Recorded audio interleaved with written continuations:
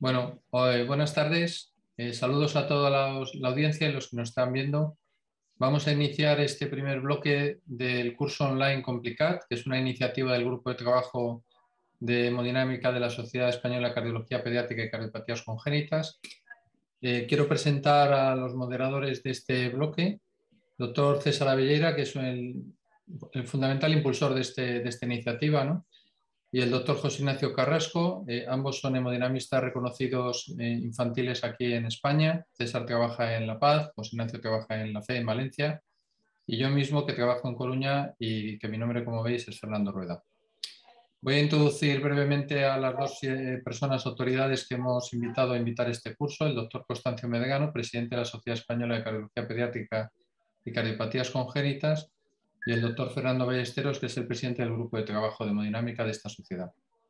Después de su introducción, pues pasaremos a empezar el bloque de charlas teóricas y os daré algunas normas de cómo va a discurrir este curso. Muchas gracias y bienvenidos a todos. Hola, muy buenas tardes a todos. Soy Fernando Ballesteros, presidente del Grupo de Trabajo de Hemodinámica Infantil de la Sociedad Española de Cardiología Pediátrica. Y nada, no quiero entretener demasiado a la audiencia, simplemente comentaros brevemente que este curso efectivamente nace del impulso de una serie de personas en el grupo de trabajo, que el verdadero germen de este curso realmente es un curso que se viene organizando hace ya varios años en el Hospital de La Coruña y organizado por el doctor Fernando Rueda, y del que hemos querido importar el espíritu. Por un lado, la temática, evidentemente el tema de las complicaciones, que siempre es de enorme interés para todos los hemodinamistas, pero desde un enfoque eminentemente práctico. Veis que en todos los bloques que hemos organizado va a haber charlas teóricas, pero se va a dar mucha importancia a la interlocución con la audiencia y a los casos prácticos. Queremos aprender de las experiencias de todos y queremos aprender de una manera práctica y compartir al final nuestras experiencias y preocupaciones. Otra particularidad de este curso, que yo creo que lo hace distintivo también, es que hemos querido abrir la audiencia a nuestros compañeros de América Latina y de habla hispana, y es un esfuerzo que creo que va a traer mucha recompensa en interrelaciones profesionales y en este compartir experiencias. Por último, quería hacer una serie de agradecimientos muy rápidos a todos los componentes del grupo que se han involucrado especialmente en la organización de este evento, especialmente a César, y no quería olvidar también a las parejas de todos ellos que han soportado estoicamente todas las conexiones de Zoom que hemos ido realizando durante los últimos meses, a horas intempestivas muchas veces, ¿de acuerdo? También a toda la parte técnica que está dando soporte al curso, y por supuesto tenemos que agradecer a la empresa Abbott, que es la que sabéis que está soportando económicamente el curso. Detrás de las empresas siempre hay personas, y también quería agradecer a Rubén y a Andrea su receptividad con la idea y su apoyo constante para que lo llevemos a cabo. Así que yo no quiero decir nada más y yo creo que damos paso a Constancio, que estará al habla para que nos diga unas palabras. Muchas gracias, Fernando. Muchas gracias, César. Como representante de la Sociedad Española de Cardiología Pediátrica, pues es un honor y un orgullo para mí estar aquí y deciros que el grupo de trabajo de hemodinámica pues es un grupo muy activo, y que cuando nos plantearon que querían organizar este tipo de formato, pues todo el apoyo de la sociedad, como no puede ser menos. La Sociedad Española de Cardiología Pediátrica y Cardiopatías Congénitas queremos que sea la casa de todos y que incentive los trabajos en equipo multicéntricos como es este curso, y por supuesto que fomente la formación. Además, un curso que tiene mucho mérito, yo creo, porque contar aquellas cosas que a veces en los cursos donde solo contamos las cosas que van bien, pues está muy interesante, pero también hay que contar las complicaciones, ¿no? Como se llama este curso complicado. Enhorabuena por el esfuerzo, todo el apoyo de la sociedad por esta iniciativa que tomaremos nota y que haremos en otros grupos de trabajo, y que tengáis un buen desarrollo del curso. Dar las gracias, insistir al grupo de trabajo, en las personas de Fernando Ballesteros, de César Abelleira, de Fernando Rueda, de José Ignacio, de Walter, que además veo que la parte de Latinoamérica es muy importante para nosotros y queremos tender puentes y que sirvan para compartir y para formarnos en conjunto, compartir todo más allá de nuestro idioma. Y también a AVOD por el apoyo y esta colaboración con la sociedad para que se pueda llevar a cabo. Espero y estoy seguro que lo van a disfrutar y que van a aprender mucho y espero que la sociedad, mientras estemos la Junta Directiva y el espíritu que tenemos en este momento, apoyar esta iniciativa, no solo en esta, sino en muchas ocasiones. Un saludo. Bueno, muy bien. Pues vamos a empezar el bloque y el curso. En primer lugar, os voy a dar unas pequeñas normas. Este sabéis que es un curso online que comprende 5 bloques. Este bloque está dirigido al tema vascular, que quizás es uno de los temas más áridos en nuestro trabajo, ¿no? Pero no por ello menos importante, ¿no? El cateterismo no empieza hasta que no empezamos a dormir el paciente y no acaba hasta que no comprobamos que la zona de acceso vascular está correctamente cuidada. Vamos a tener dos partes, una parte teórica que son 5 charlas de unos 10 minutos cada una y al final de las cuales haremos un turno de debate y de coloquio. Podéis remitir las preguntas al chat y nosotros intentaremos ordenarlas para luego de alguna forma darle presencia en el debate, ¿no? Entre presentación y presentación a lo mejor os lanzaremos alguna pregunta a la audiencia que se caracterizará por tener varias opciones múltiples de respuesta. Cuando veáis la pregunta en pantalla podéis marcar la opción que más os parezca oportuna y nos puede dar una idea de la opinión de la audiencia respecto a este punto. Este es un curso acreditado bueno, en España hay una organización independiente que acredita los cursos y se remitirá el correspondiente certificado a ponentes y asistentes.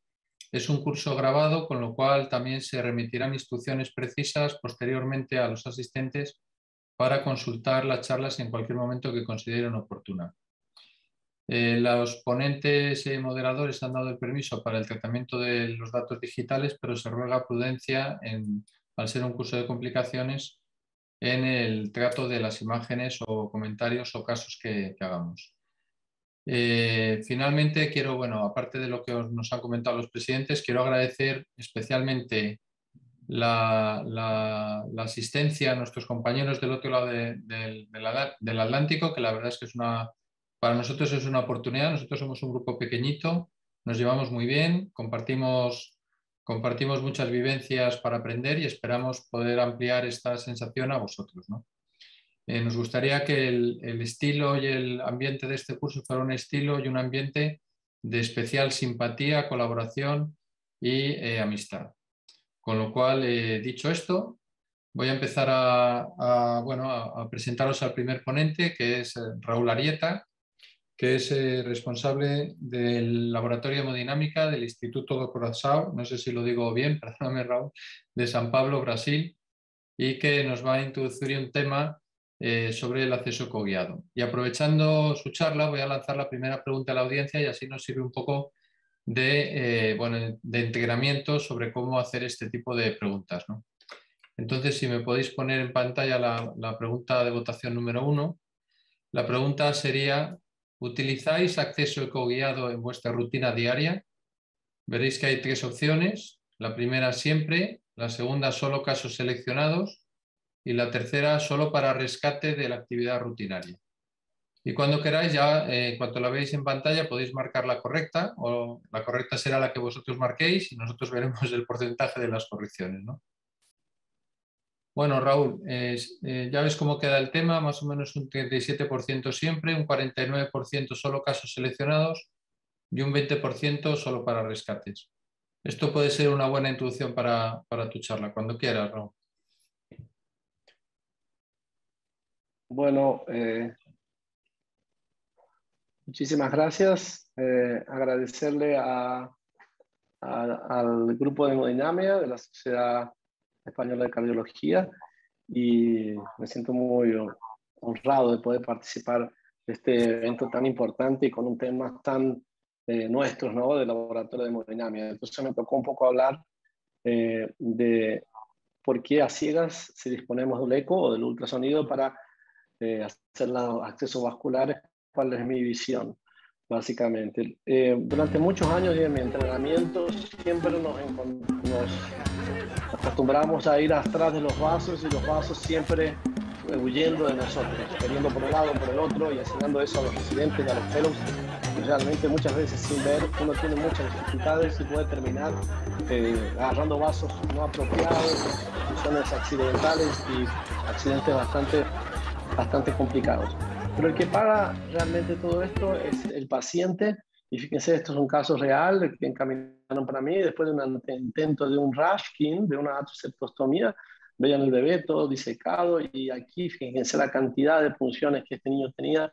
Entonces realmente el que paga el pato cuando uno no ve lo que está haciendo es el propio paciente. Y es lo que le quiero transmitir a ustedes un poco, cuál es la importancia de todo esto del ultrasonido o del eco. Fíjense aquí, y uno cuando puede ver esto bastante interesante, cuando es un trabajo prospectivo, randomizado, y fíjense cómo el éxito cuando uno va a canalizar la arteria, prácticamente el 94% versus 86% son significativos el acierto, vamos a decir así, de primera en los casos de arteria femoral. Y fíjese aquí bastante interesante, como la primera intento, fíjese 74 versus 41.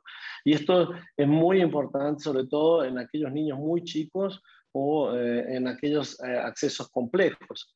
Y fíjense lo que es más interesante, que nosotros no tenemos mucho la costumbre, cuando uno empieza, fíjense que aquí 83% de los médicos que intentaron hacer solo con fluoroscopía alcanzaron un éxito para hacer la punción de la arteria femoral en este caso. Y fíjense que a medida que el operador va teniendo más experiencia con el ultrasonido, con el eco, el éxito llega casi a 90%. Entonces es una cuestión de dedicarse y ponerse a hacer este tipo de procedimiento. Creo que obviamente hay casos donde no hay dudas, y fíjense, esto es muy interesante porque compara el médico que es staff versus un trainee o un fellow nuestro.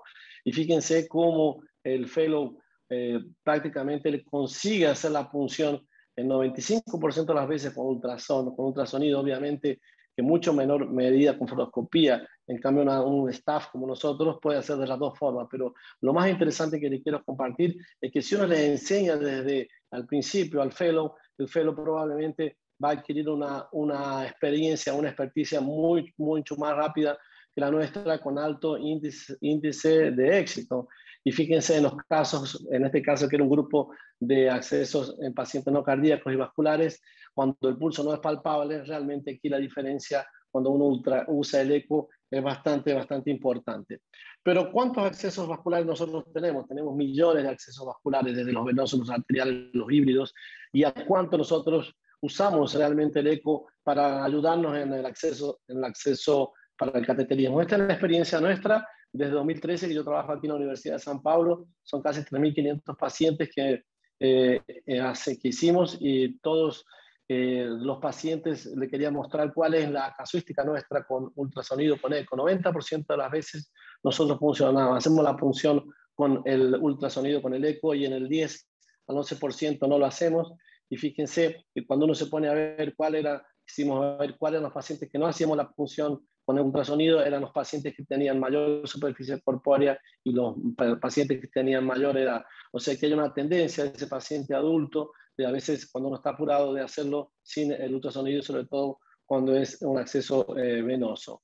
En otros casos que nosotros preferimos, y eso es una cuestión nuestra para no usar el ultrasonido, es en la arteria axilar, en niños menores de 5 kilos, donde no tenemos un lugar para poner. Fíjese, la cabeza estaría aquí, los pies para allá, bien chiquito el paciente, y aquí nosotros no usamos la punción con nosotros mirando el pie del paciente, no hay espacio para la probe del eco, y entonces nosotros preferimos hacer esta punción directamente palpando el pulso y avanzando la guía como se hace habitualmente. En otro lado, obviamente, que no hacemos es con la arteria carótida, que se hace por visión directa. En el transepático, que también nosotros tenemos una cierta dificultad de interpretar los flujos de las venas portas y las venas hepáticas, las venas, exactamente los flujos diferentes del hígado, y ahí nos perdemos un poco, y en algunos pacientes adultos, sobre todo cuando son procedimientos simples como biopsia. Lo primero que creo que tenemos que hacer es tener una especie de entrenamiento, y fíjense, esto es un modelo bastante tranquilo de hacerlo, con una especie de gelatina. y uno puede entrenar inicialmente aquí, donde lo más importante es poner el traductor bien flat, bien apoyado con toda su superficie del vaso, y uno puede inicialmente ver al vaso de la arteria. Aquí sería la simulación de la arteria con la aguja entrando, y aquí, después que uno funciona, puede hacer, cuando funciona con Avocat, el giro, dejarlo transversal para poder avanzar el Avocat, y fundamentalmente no agarrar la pared posterior del vaso, que eso es una de las cosas que vamos a hablar un poquito más adelante en relación a las complicaciones, a la ventaja de funcionar con eco. Y fíjense, aquí cuando uno va a funcionar el eco, yo creo que la parte práctica es conocer bien la anatomía. Uno ve dos vasos, siempre tiene que ver los dos vasos. Cuando uno ve más vasos, ya vamos a ver más adelante, eso tiene que llamar la atención. Entonces uno tiene que reconocer la estructura, aquí la arteria casi un poco más arriba de la bifurcación, aquí la vena femoral, aquí un poquito la safena, y bueno, nosotros usamos, y una vez que hacemos la punción, fíjense, aquí entró la punción solamente la pared anterior de la vena, fíjense, ahí va a ser una especie de estallido, aquí ven, ahí ya estamos dentro de la vena, y ahí pasamos la guía. Es muy importante, nosotros funcionamos todos los pacientes con color, porque nos ayuda bastante saber cuando nosotros entramos en el vaso. Muchas veces el paciente tiene una PVC muy baja y uno no percibe, no aspiramos, entonces fíjense, cuando uno entra en el vaso, hace ese estallido, hace un efecto bastante interesante aquí, y uno ya sabe que está ahí dentro del vaso, ven ese rojito ahí. Entonces, realmente la anatomía es muy importante de conocer. Fíjense aquí, uno tiene que saber dónde está funcionando. Yo voy a hablar específicamente de femoral porque creo que es el acceso más utilizado por nosotros. Reconocer cómo va la vena, la arteria y el nervio, por dónde pasa. Fíjense, en este caso, obviamente parecido con el anterior, para saber realmente dónde está cada una de las estructuras. Y cuando uno ya ve varios vasos, como este ejemplo, fíjense una arteria aquí y estas tres venas, uno tiene que tener mucho cuidado porque probablemente este vaso está ocluido. Es muy difícil unas veces ver un trombo que tal vez tenga un poco de luz, pero fíjense, lo normal es que siempre lo que tienen que buscar son los dos vasos juntos. Cuando ustedes ven más de un vaso, presten atención porque probablemente ese vaso está ocluido en algún momento de su percurso, de su trayecto, y uno lo puede punzar con la intención de abrirlo, pero ya sabe que ese acceso puede no ser tan favorable. Igual cuando existen otros vasos adelante, a veces uno puede funcionar, o en este caso tenía una estenosis de la arteria, y fíjense como habían arterias y vasos pasando por adelante, entonces el eco nos ayuda bastante a fijar, a no pasar, traspasar los otros vasos y crear hematomas o crear lugares de fístulas o de pseudoaneurismas alrededor de la punción, ¿no? Esto también es una cosa bastante importante, que es lo que nos permite de ventaja hacer la punción con ultrasonido, con el eco. Nosotros utilizamos cuando hacemos la punción arterial, la radial, siempre lo robamos de nuestros intervencionistas de adultos, la coronar, el kit de radial, probablemente la Terumo sea la más indicada, que más usamos, ¿no? O buscamos siempre punzar la pared anterior de la arteria, y eso es bastante fácil de ver aquí en el eco cuando uno la va a hacer. Y sobre todo en estos pacientes, lo más importante y lo que más ayuda son los pacientes que no tienen pulso, son los pacientes que están en coartación de aorta severa o que tienen una asistencia en ECMO o algún otro soporte ventilatorio, algún soporte circulatorio, o pacientes en bajo débito. En estos casos realmente la diferencia es terrible. Fíjense, cuando uno va a usar la punción arterial, fijarse siempre en la bifurcación, porque eso, sobre todo en pacientes adultos, funcionar cuando uno va a usar el dispositivo tipo Perclose, siempre ideal es agarrar la común y no la femoral, la que nosotros pegamos, que es la femoral superficial. Entonces, reconocer el sitio de la bifurcación es bastante importante, y se ve bastante bien a través del eco, y uno puede ir con seguridad a punzar un poco más arriba. Normalmente lo que se hace, los que no usan, es la cabeza del fémur y todo lo demás, pero ustedes pueden ver que con el eco uno puede tener una visión bastante interesante, y uno puede hacer la punción tranquilamente un poco más alta, sin problemas, y si uno usa un dispositivo para controlar, uno lo puede ver perfectamente con el eco, sin necesidad de más radiaciones o de inyectar contraste, contralateral y esas cosas. Entonces, es otra de las ventajas. Obviamente, y creo que tal vez el principal mensaje, yo tengo que ser bien corto, no puedo extenderme mucho, es que el eco no evita complicaciones. Es el operador que hace las complicaciones. El eco nos va a dar una visión, pero si uno no tiene cuidado adquirir el acceso, las complicaciones van a pasar. Fíjense aquí, este caso de un bebé, fíjense, se rompió la vena aquí porque se esforzó mucho la cuerda guía, realmente terrible esa complicación de un bebé chiquitito. Fue solucionada, gracias a Dios, por el mismo introductor se puso COIS de Jan Turco y el paciente ve el contraste aquí en el reto peritoneo, el paciente paró el sangrado y realmente pudimos salvar esto, pero siempre acuérdense que el eco no te va a evitar las complicaciones más importantes. El eco te va a ayudar a funcionar en menos funciones accidentales, te va a evitar a transfixar los vasos para evitar los pseudoneurismas, las fístulas, ¿no? Pero uno tiene que tener muchísimo cuidado y tiene que ver lo que está haciendo. Entonces, siempre acordarse de esto. No porque uno tenga el eco significa que no voy a tener complicaciones. Eso pasa y te puede pasar si uno no tiene bastante experiencia. Entonces, como conclusiones, para mí usarlo siempre al eco que sea posible. Como ustedes pueden ver, 90% de nuestras veces lo utilizamos independiente del procedimiento. El 10% que no lo usamos son aquellos pacientes que vamos a hacer un acceso axilar en menos de 5 kilos o en aquellos pacientes con biopsia adulto, principalmente, que tiene biopsia miocárdica post-trasplante, o en aquellos pacientes donde uno va a hacer la disección por visión directa, obviamente uno puede localizarlo al vaso antes del cirujano disecar, y siempre uno le termina, cuando uno funciona la arteria, tiene la posibilidad de pasarle un poco el eco para ver cómo quedó el flujo después de la punción. Así que bueno, espero que eso se abra un poco para la discusión y que podamos seguir discutiendo un poco para el final. Como mensaje yo les quería decir que no hay ciego, no hay peor ciego que aquel que no quiere ver. Muchísimas gracias. Muchas gracias, Raúl, perdonad. Excelente charla. Sencillamente, ahondando en lo que decía el doctor Fernando Rueda, animar muchísimo a la gente, que queremos que sintáis el curso como algo muy vuestro de todos y que las preguntas que podáis ir haciendo, recordad que las haremos al final en la fase de discusión, al final de todas las charlas. Yo también quería presentar al siguiente ponente, que es el doctor Jorge Salgado. El doctor Jorge Salgado es cardiólogo de adultos, hemodinamista, experto en hemodinámica y en cardiopatía estructural del adulto, pero también muy colaborador en la unidad de cardiopatía congénita del adulto y por lo tanto gran conocedor de este tipo de patología y además un buen amigo.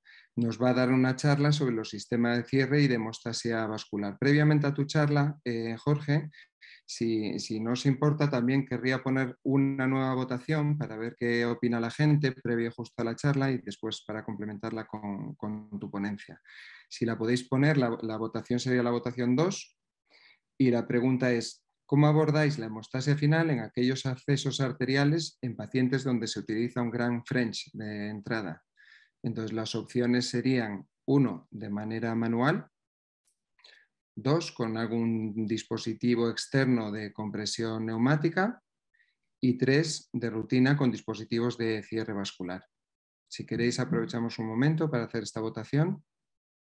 Un poco por lo que vemos aquí, parece que más o menos lo que no se usa de manera habitual son los dispositivos neumáticos, por lo que estamos viendo, y sobre todo vemos que hay un gran porcentaje de personas que utilizan la compresión manual, incluso en altos French, pero también bastante cierre vascular. Pues yo creo que adelante, Jorge, y nos comentas un poco tu opinión sobre el tema.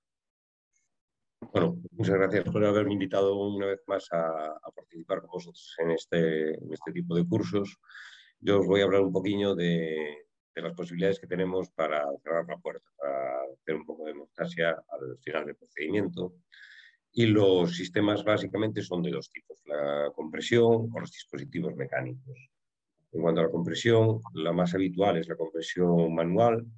La compresión con compresores neumáticos, compresores mecánicos más simples, tuvo una temporada que se utilizó mucho, pero yo creo que ahora está bastante en desuso. Lo único que hace es disminuir un poco la carga de trabajo en el laboratorio, pero realmente tampoco aporta grandes ventajas.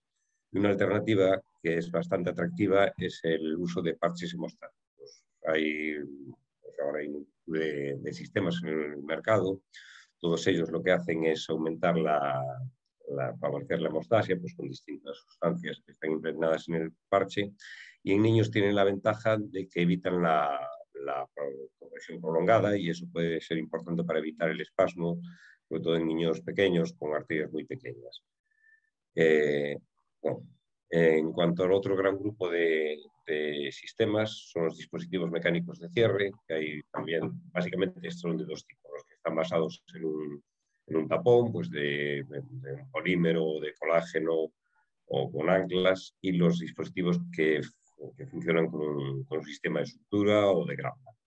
Los dispositivos, sobre todo en adultos, tienen varias ventajas, permiten la deambulación precoz, permiten al paciente moverse, aumentan el confort, y las ventajas fundamentales son que disminuyen la carga de trabajo en el laboratorio, disminuyen el tiempo de compresión de los pacientes, de las arterias. Los más utilizados con mucha diferencia son el angiosil, el ProGlide y en funciones grandes el Manta.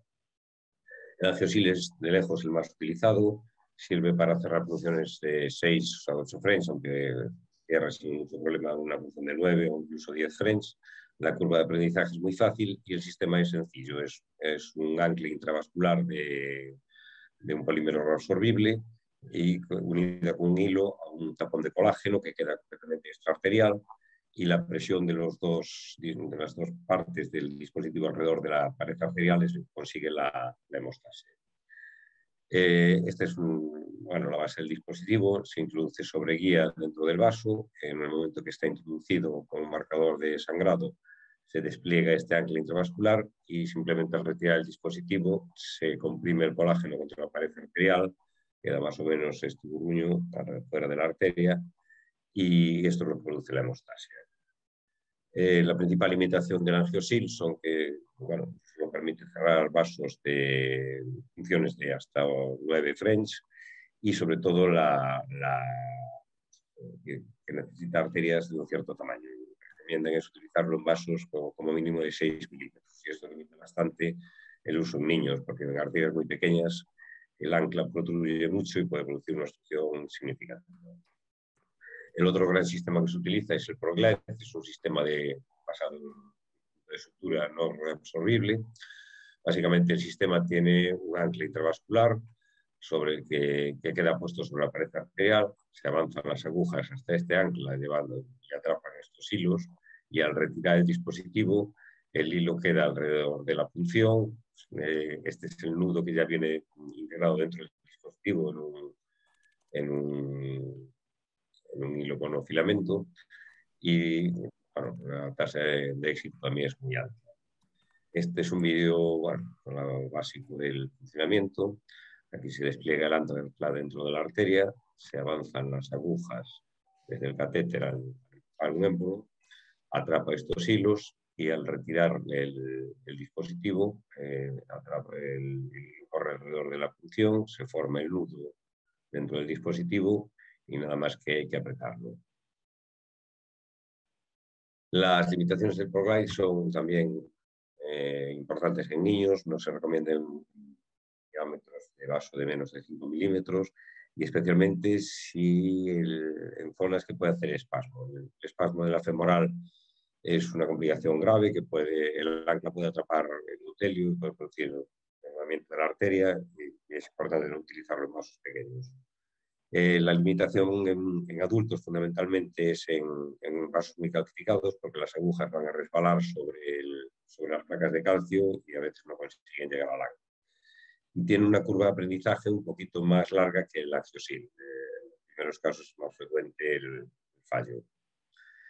Dos palabras nada más sobre dos dispositivos que hay que son completamente extravasculares. Uno es el StarCloss de Abbott, que es una grapa de nitinol que se implanta alrededor de la punción y lo que hace es vertir los bordes de manera que produce un cierre mecánico y queda completamente extravascular, permite el reacceso inmediato.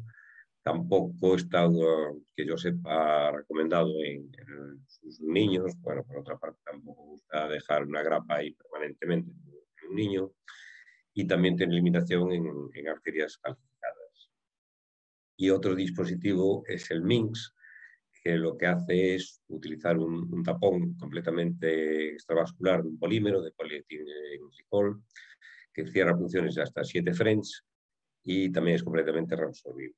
Esto podría ser un enfoque interesante en niños porque no deja nada dentro de la arteria. Yo lo comenté con los de la empresa que lo llevan hace poco tiempo y me insistieron mucho en que no está autorizado ni recomendado en niños. No sé si tuvieron alguna experiencia mala, pero esto es lo que dicen ahora. En cuanto a la comparación de compresión manual o compresión o cierre con dispositivo, hay muchísimos estudios que lo comparan. En este metaanálisis se incluyeron 30 estudios de 5.600 pacientes y básicamente se refieren a pacientes con anfiosil y hiperclosis, en los que incluyeron muchísimos más pacientes. De todas formas, con ninguno de los dispositivos disminuye la posibilidad de complicaciones vasculares y en todos los dispositivos lo que sí se vio es que disminuían el tiempo de compresión y ahorraban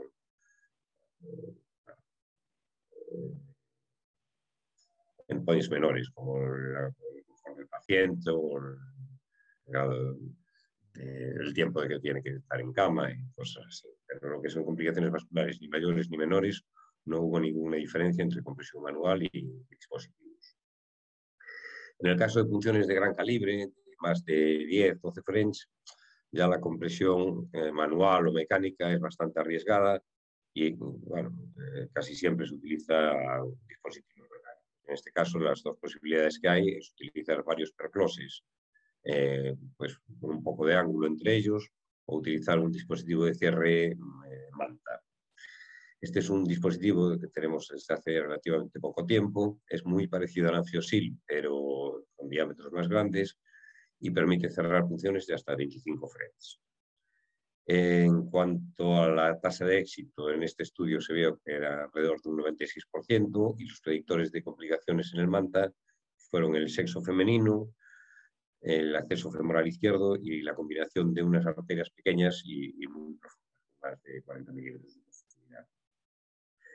En cuanto a la comparativa de cierres de punciones grandes de manta o ProGlide, se hicieron varios ensayos randomizados y lo que se vio es que no había diferencias significativas en complicaciones vasculares mayores o menores entre un dispositivo y otro. Lo que sí fue diferente es el perfil de las complicaciones. En el manta la complicación más frecuente eran las oclusiones y con frecuencia requerían intervención o quirúrgica o endovascular. En el ProGlide las complicaciones más frecuentes fueron que el cierre no fuera completo, que hubiera sangrado, que hubiera que comprimir o que hubiera que utilizar dispositivos adicionales. En ese sentido, se puede definir un poco el perfil de uso de un dispositivo u otro dependiendo del paciente. El manta es de elección sobre todo en arterias calcificadas y el ProGlide es preferible pues, en pacientes con arterias un poco más pequeñas, es preferible el sexo femenino o en pacientes obesos donde la arteria sea pequeña y sea muy profunda. Y también una palabra sobre las punciones venosas, que con frecuencia ahora utilizamos dispositivos de mucho calibre para punciones venosas. Cuando la punción es pequeña, de menos de 8 o 10 French, se puede comprimir sin mucho problema o utilizar parches hemostáticos. En el caso de punciones grandes es preferible, aunque se pueden comprimir casi todas las punciones grandes, es preferible utilizar o una sutura subcutánea en Z o un bolso de tabaco o hacer un cierre con un ProGlide. Nosotros para vainas de 24 French o menos utilizamos un solo ProGlide. Para vainas mayores de 26, 27 está recomendando utilizar dos. Bueno, nosotros la experiencia que tenemos con el cierre con ProGlide en venas es francamente buena. Y nada más, muchas gracias a todos.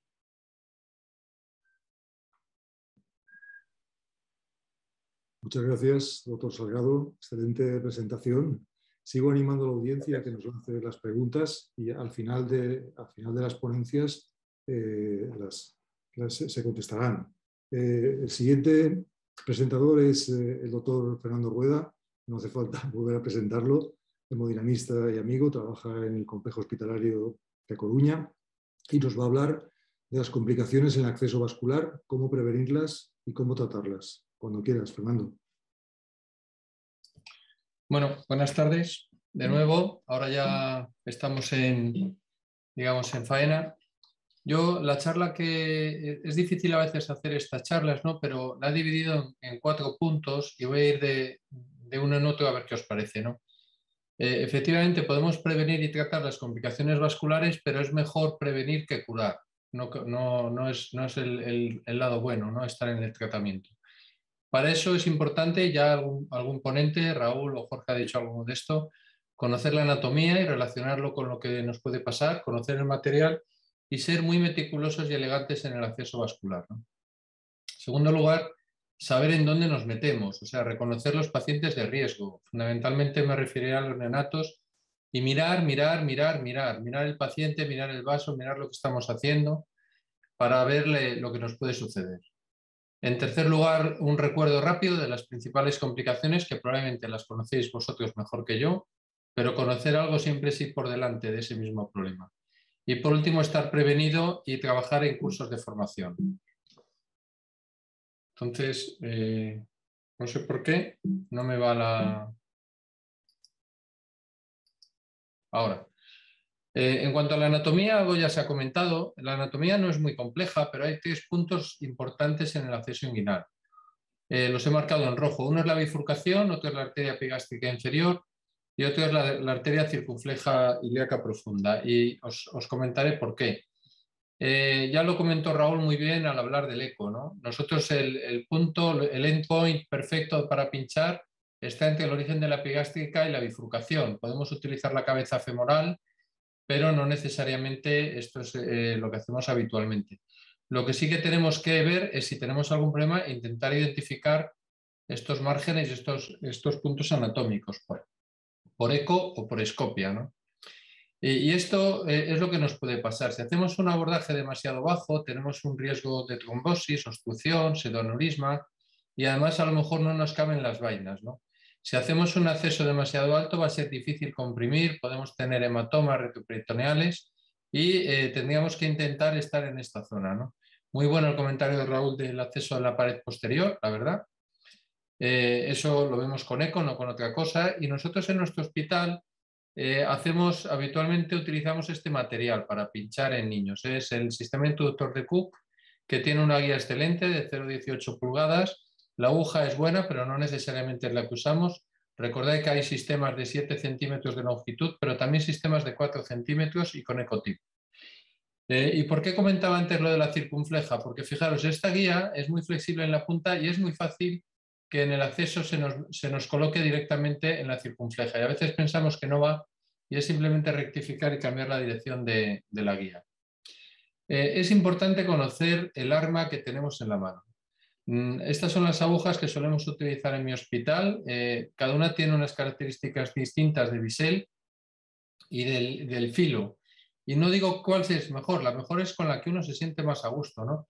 Yo personalmente prefiero utilizar el Avocat, utilizo Avocat de 24 Gs, incluso en adultos jóvenes o en gente delgada, pero bueno, tanto la aguja del introductor de Terumo que os he comentado, como esta aguja de Merit, como esta palomilla de 21G, las 3 tienen un perfil muy bueno. Esto es más, lógicamente es más difícil lesionar la pared del vaso con este bisel que con estos, pero bueno, esto ya digo que es preferencia, ¿no? Sí que hay que recordar que en neonatos, lógicamente, hay que ir a las agujas pequeñas, ¿no? Incluso más pequeño que el Avocat de 24. Nosotros, este Avocat de 24, fijaros que esto de 26, este es de Greiner, tiene un perfil, la vaina y el bisel muy, muy superior al de Brown, que nosotros lo tenemos en el hospital, pero no lo usamos.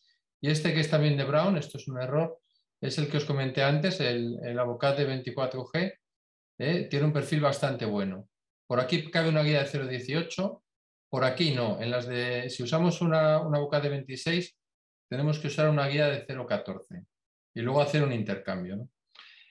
Ahí Raúl ha comentado el eco, también hay gente que pincha un poco guiado por escopia o incluso algunos con maniobras de este tipo de colocar un pigtail. El que pinche es el que decide, lo que tiene que hacer es pinchar bien.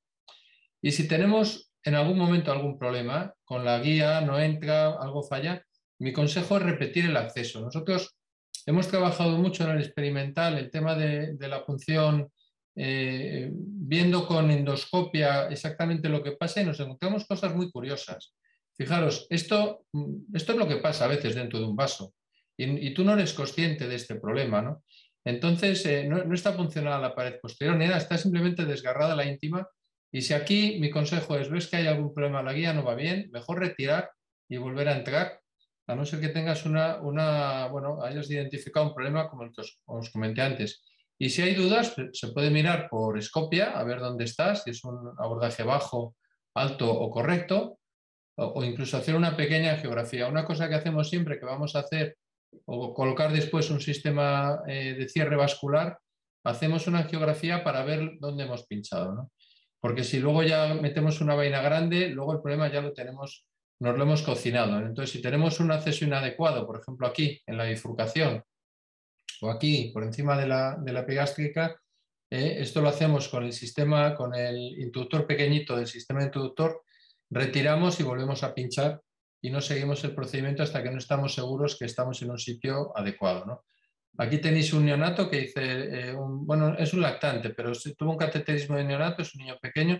Dice el otro día, veis el recorrido de la guía, pero la guía no conseguía moverla de ahí. Entonces, bueno, a veces hay que hacer una pequeña inyección y ver un poco exactamente qué está pasando, ¿no? Y si haces una inyección y de repente ves que bueno, estás bien pinchado, has pinchado el vaso, pero esto es lo que hay, tienes que sospechar que hay un problema vascular, como había en este niño, y había una trombosis de la arteria iliofemoral, y desde el acceso contralateral pues ya identificamos el problema y no merece la pena insistir, ¿no? El neonato, como digo, es un paciente complicado, complejo. Este es el tamaño de un neonato, un prematuro, con el tamaño de una aguja de punción estándar de un adulto, ¿no? Primero, la colocación para nosotros es muy importante. Es mejor deflexionar ligeramente la cadera para permitir una presentación un poquito mayor de los vasos a la hora de pinchar y usar el mínimo introductor posible. Esto es un cateterismo de un neonato de 2 kilos. Necesitábamos tener un control arterial y veis que usamos no el introductor, sino el dilatador del introductor que viene aquí, que es un calibre muy pequeñito, tiene su válvula y lo podemos utilizar no tanto para introducir catéteres, pero sí para tener monitorizada la arteria por si en un momento dado necesitamos entrar ahí si es que lo consideramos necesario, ¿no? Y luego mirar también fuera del paciente, o sea, si aparecen en nuestra consulta de consentimiento pacientes de este tipo, tiene que estar la persona que va a hacer el procedimiento avisado de dónde se va a enfrentar, ¿no? Cualquiera de todos estos son pacientes que probablemente conoceréis, habéis visto vosotros, con problemas venosos, problemas de perfusión, situación de shock, infecciones, síndrome compartimental por un acceso y una extravasación. Todo esto tiene que estar en la cabeza de la persona antes de tapar el paciente para empezar a pinchar. En tercer lugar, si hablamos de las complicaciones, estas las conocéis. Yo no me voy a detener mucho aquí, pero sí que hacer un repaso rápido de las más habituales, ¿no? Los hematomas son problemas que pueden ser sencillos de manejar o problemas importantes. Como veis, aquí hubo un abordaje inadecuado, un abordaje demasiado alto y la compresión no fue correcta y genera este hematoma que no fue retroperitoneal, pero fue suficientemente importante, ¿no?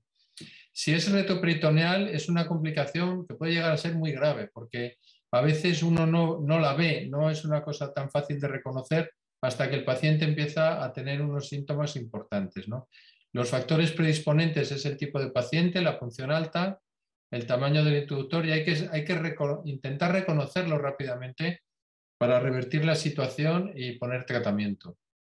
Si es el problema de un pseudoaneurisma, esto puede ser un problema no detectado en el hospital, incluso aparecer, por ejemplo, este es un caso de un paciente que se diagnosticó a los 10 días y que inicialmente su pediatra confundía con un absceso, ¿no? Hay unos factores de riesgo, lógicamente, en el tipo de paciente, si es un abordaje bajo, si es un elevado French o no se hizo una hemostasia adecuada, ¿no?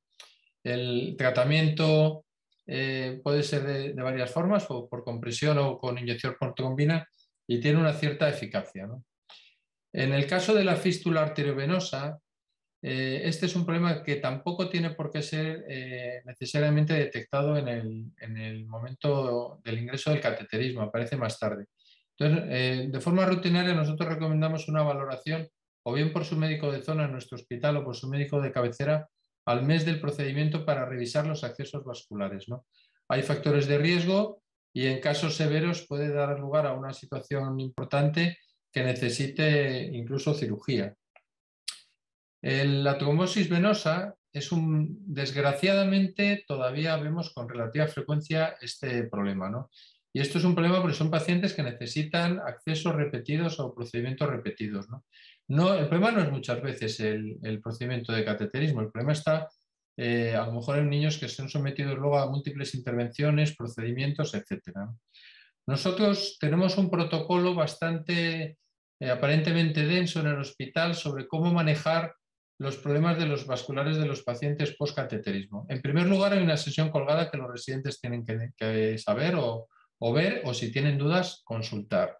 Si son pacientes de riesgo, somos agresivos en las medidas generales, es decir, retirada de vendajes compresivos, valorar de forma rutinaria, evitar movimientos incómodos de la ingle, calor, sueroterapia, tenerlos bien hidratados y vigilar.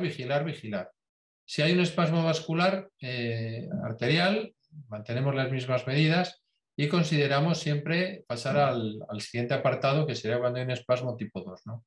En el caso de la parinización, esto lo mantenemos en pacientes, ya digo, de riesgo que tienen un espasmo, pero sería preventiva. Si pasamos al siguiente apartado sería con tratamiento y siempre esto lo valora el médico de guardia, pero si aparece un problema vascular, avisa al hemodinamista. Tenemos muchos ejemplos de niños que aparentemente están bien, además son niños simpáticos, preguntas a la enfermera, ¿qué tal está el chaval? Perfecto. Hay que explorar, las piernas no están perfectas, el niño sí, pero las piernas no. Aquí veis la diferente coloración que tiene una congestión venosa, la diferente coloración que tiene un espasmo vascular, y os puedo asegurar que estos niños estaban perfectos aparentemente.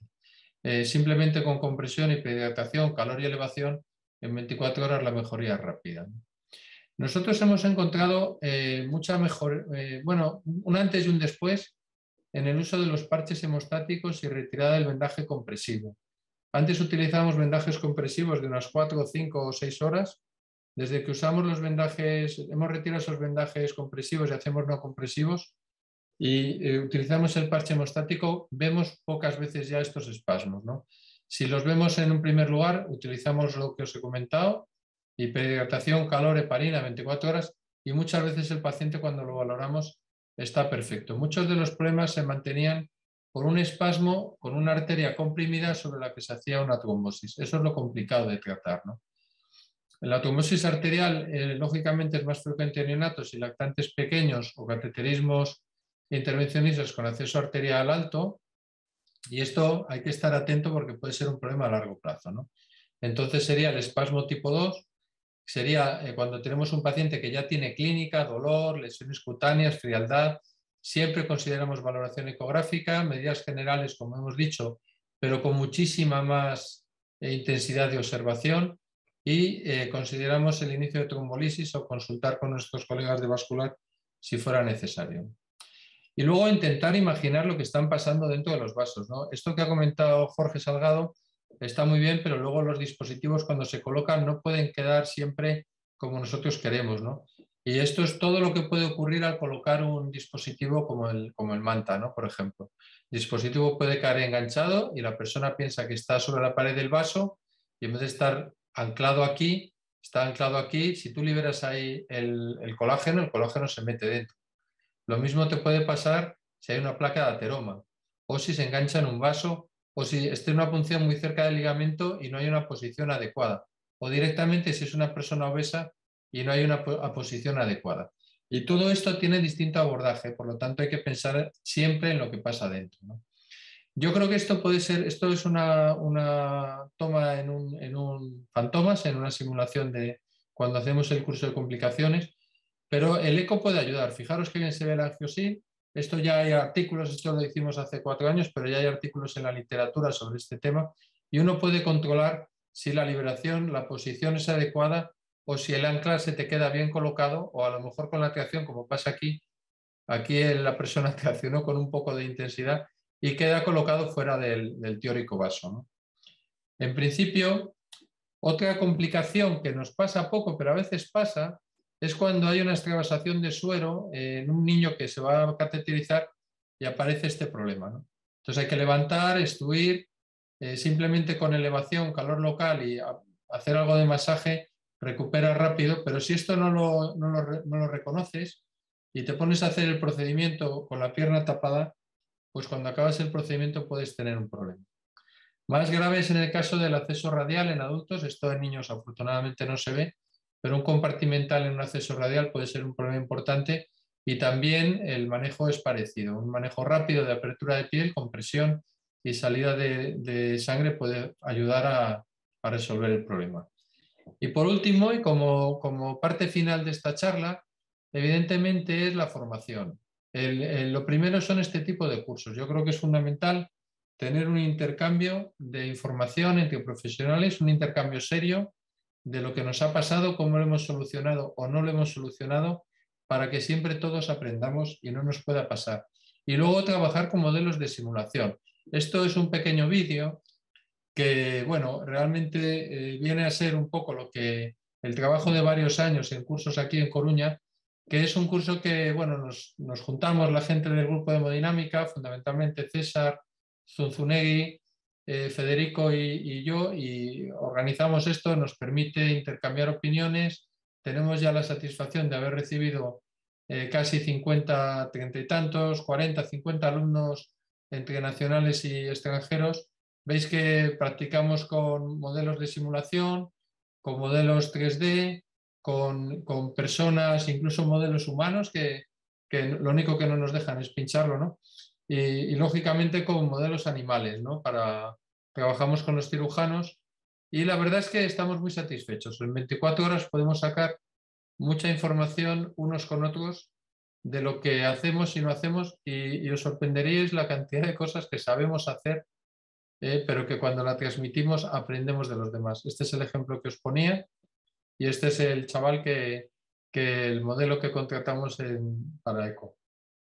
Y ya acabando con este vídeo, pues nada más, os doy las gracias a todos los que nos habéis ayudado a hacer este tipo de curso, a los ponentes extranjeros, y también quiero aprovechar para, bueno, dar las gracias también pues, a los pacientes, ¿no? Que es quieras que no, pues es el motivo de nuestro trabajo y la verdad es que, bueno, pues nos da muchas satisfacciones, aunque a veces nos las hacen pasar un poco mal. Muchas gracias a todos. Fernando, muchas gracias. Yo creo que si quieres dar entrada al siguiente ponente ya. Sí, vamos a ver. Me toca a mí volver a presentar al siguiente ponente, que es Fernando Ballesteros. Fernando es el presidente del grupo de trabajo de hemodinámica de la sociedad. Es hemodinamista en el Hospital Universitario Gregorio Marañón. Y bueno, Fernando, cuando quieras puedes empezar con tu charla. Bueno, pues muchas gracias por la presentación. Aprovecho porque no lo dije antes, para decir que a todos los que nos están escuchando, que si tienen oportunidad de participar en este curso que ha estado contando Fernando, yo he tenido el privilegio y la suerte de compartir estas jornadas con ellos un par de veces y la verdad es que he aprendido mucho y además es muy gratificante. ¿Por qué hablar de complicaciones en angioplastias de arterias pulmonares? Pues mirar, yo creo que hay dos razones fundamentales. Una, que este tipo de procedimiento es un procedimiento muy frecuente en las salas de hemodinámica dedicadas a cardiopatías congénitas. Como veis ahí en el Registro Español de Intervencionismo de Cardiopatías Congénitas del año 2020, suponía hasta un 12% de los procedimientos intervencionistas, siendo el tercer procedimiento intervencionista más frecuente de los que registramos. Y por otro lado, es un procedimiento que arrastra una incidencia de complicaciones, yo creo, significativamente mayor que otro tipo de procedimientos. Este es un trabajo clásico que ya tiene algunos años, pero yo creo que es referente en este tema, en el que se recogía una incidencia de eventos adversos de hasta un 10% en este tipo de procedimientos. Respecto al tipo de complicaciones de las que vamos a hablar, que son las vasculares, veis que suponían más de un 30% del número total de complicaciones y que estas se producen más frecuentemente en las arterias periféricas, arterias lobares o segmentarias, frente a las complicaciones técnicas que se producen más frecuentemente en áreas proximales. También en la literatura se ha ido recogiendo a lo largo de los años una serie de escenarios de riesgos que nos pueden poner, digamos, en prevención, que muchos de ellos los conocéis y no voy a comentaros. Me parece interesante el hecho de que la experiencia del operador de menos de 10 años haya sido recogida en alguno de estos trabajos como un factor de riesgo y creo que nos puede hacer reflexionar. Y luego hay un par de situaciones, un par de condicionantes que he puesto entre interrogantes y que a lo mejor podemos discutir más adelante si realmente son factores de riesgo para tener más complicaciones en angioplastias o no. ¿De qué estamos hablando? Pues mirad, esta clasificación a mí me gusta mucho porque yo creo que centra muy bien el tema y categoriza las complicaciones vasculares de la angioplastia pulmonar en 4 categorías, ¿no? Una es la perforación de guías, otra sería la lesión pulmonar por reperfusión y luego tendríamos las disecciones arteriales limitadas o las roturas francas de arteria pulmonar, que son las más temidas. Y yo creo que una de las partes importantes es entender que cuando se presenta una complicación vascular en una angioplastia pulmonar, el entender qué es lo que está pasando a veces es muy complicado y es un reto diagnóstico. Y yo creo que hay 2 pilares fundamentales para entender qué es lo que está pasando. Uno es la imagen angiográfica después de la dilatación, que nos puede orientar, y también la segunda es el estado hemodinámico del paciente después de sufrir la complicación. Hablando ya de las perforaciones de guías, vamos a encontrar una extravasación de contraste, una hemoptisis, un desgarro vascular, y vamos a estar seguros de que ha sido la guía la causante del problema. Pues si ha sido antes de la angioplastia, desde luego que sí. Y si la localización de esta lesión claramente es distal al sitio de la dilatación, pues también vamos a estar bastante seguros. Hay algunos, digamos, consejos técnicos básicos que a veces perdemos de vista, ¿no? Tenemos que tener una atención especial al extremo distal de la guía, esto lo sabemos bien, no solo a su posición, sino también a su configuración. Muchas veces utilizamos loops, sobre todo en niños pequeños, para conseguir mejor apoyo, para hacer los procedimientos, y a veces estas configuraciones en lechos distales pequeños pueden ser causantes de problemas. La mayoría de estas digamos, perforaciones por guías no suelen tener una repercusión hemodinámica significativa. De manera que si identificamos esta complicación, dependiendo del momento del procedimiento en el que estemos, podemos considerar la opción, si no hay un sangrado activo, no hay nada que nos preocupe, incluso continuar el procedimiento reposicionando la guía, o una opción más prudente de revertir la heparinización y pasar a una fase de observación. El daño pulmonar por reperfusión, sabéis que se produce por un incremento súbito y localizado en una zona del lecho vascular de flujo, pero también de presión. Y esto es lo que yo quería recordar. Está, digamos, reportado que cambios agudos de presiones distales a la estenosis de más de un 150%, como veis ahí, o también digamos, en entornos hipertensivos, presiones distales a la estenosis de más de 20, más de 35 milímetros de mercurio se han descrito como factores de riesgo para desarrollar este cuadro. También en el entorno de cardiopatías congénitas puede pasar que el aumento súbito, ¿no?, de volumen telediastólico en unas cavidades izquierdas que no son compliantes puedan colaborar en desarrollar el cuadro. Hay una triada que vamos a observar. Vamos a observar un exudado serosanguinolento por el tubo o una hemorragia pulmonar franca que se acompaña de saturación, aumento de las necesidades de oxígeno, y tenemos una imagen escópica, una radiología que es consistente con la aparición de un edema pulmonar. ¿Hay algo que podamos hacer para prevenirlo? Pues bueno, en entornos que muchos de vosotros conoceréis bien, de Williams, de atresias pulmonares con arterias hipoplásicas, con múltiples obstrucciones, parece que el tratamiento del mayor número de lesiones posibles podría prevenir la aparición del edema por reperfusión. Y quería hacer otra aportación que a lo mejor alguno de vosotros tenéis experiencia, no es nuestro caso, que es el utilizar las guías de presión para guiar la angioplastia. Es una técnica que se ha desarrollado en la hipertensión pulmonar crónica tromboembólica en adultos, y yo creo que podría ser interesante su aplicación también en el entorno de congénitas. ¿Cuál debe ser nuestra actitud? Yo creo que todos estos pacientes tienen que estar, después de sufrir este evento, ingresados en la unidad de cuidados intensivos para vigilarlo. La ventilación con presión positiva y el tratamiento diurético suelen ser suficientes para mejorar la evolución del cuadro, pero es muy importante mantener una estrecha vigilancia radiológica o con ecografía, y si hay en algún momento una evolución que no se considera favorable, valorar la realización de un TAC o una angiografía para descartar alguna lesión que no pueda haber pasado desapercibida. Pasando ya al tema de las roturas de arterias pulmonares, creo que también quería hacer una reflexión que creo que es importante, y es entender el sustrato anatómico que estamos tratando. Yo creo que eso nos puede ayudar a elegir la mejor opción para el caso que estamos enfrentando. ¿De acuerdo? Hay a veces que nos enfrentamos a tejido vascular que es más frágil y que lo sabemos. Se me ocurre, por ejemplo, el caso de dilatar arterias pulmonares en zonas donde ha habido bandis pulmonares o zonas quirúrgicas.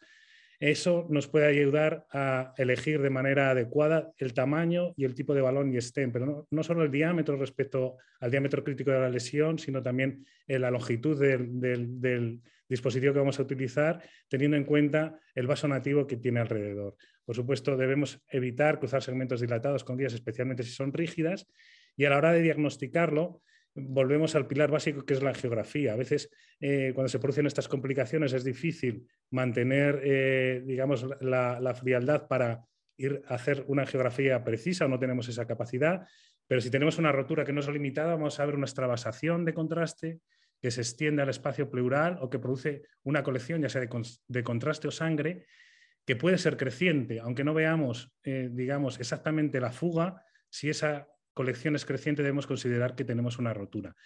Siempre se acompaña una repercusión hemodinámica severa y esta repercusión es mantenida, y es muy importante que seamos rápidos, tanto en el diagnóstico como en el inicio del tratamiento, porque es una complicación que tiene una altísima mortalidad. Quería recordar muy rápidamente cuál es la triada, dicen letal, ¿no?, de la hemorragia severa y el shock hipovolémico por hemorragia masiva, ¿no? Veis que es un triángulo con 3 vértices, tenemos la coagulopatía, tenemos la acidosis y tenemos también la hipotermia. Se sabe que temperaturas por debajo de 35 grados en estos eventos aumentan significativamente la mortalidad, y hay que tenerlo en cuenta, especialmente en nuestros pacientes pediátricos, ¿no? ¿Cuál sería el manejo, digamos, general, fuera del manejo estrictamente hemodinámico? Pues hemos hablado del control de temperatura, como tenéis ahí. Se trata de intentar controlar la hemodinámica con una administración de volumen controlado en la medida de lo posible, potenciando la transfusión de hemoderivados, como veis ahí. Y en cuanto a la utilización de catecolamina, se recomienda la utilización de noradrenalina para mantener un suficiente tono vascular, en lo que se consigue controlar la situación, y es muy importante evitar los picos de tensión. Creo que también es de recordar que el hacer determinaciones de laboratorio precoces y seriadas nos puede ayudar a corregir todas las alteraciones iónicas y alteraciones analíticas que se van a ir produciendo y mejorar el pronóstico del evento. No quiero profundizar en esto, que es el enfoque, digamos, respiratorio, del manejo respiratorio del tratamiento, simplemente hacer una reflexión que también puede, digamos, ayudar a la discusión.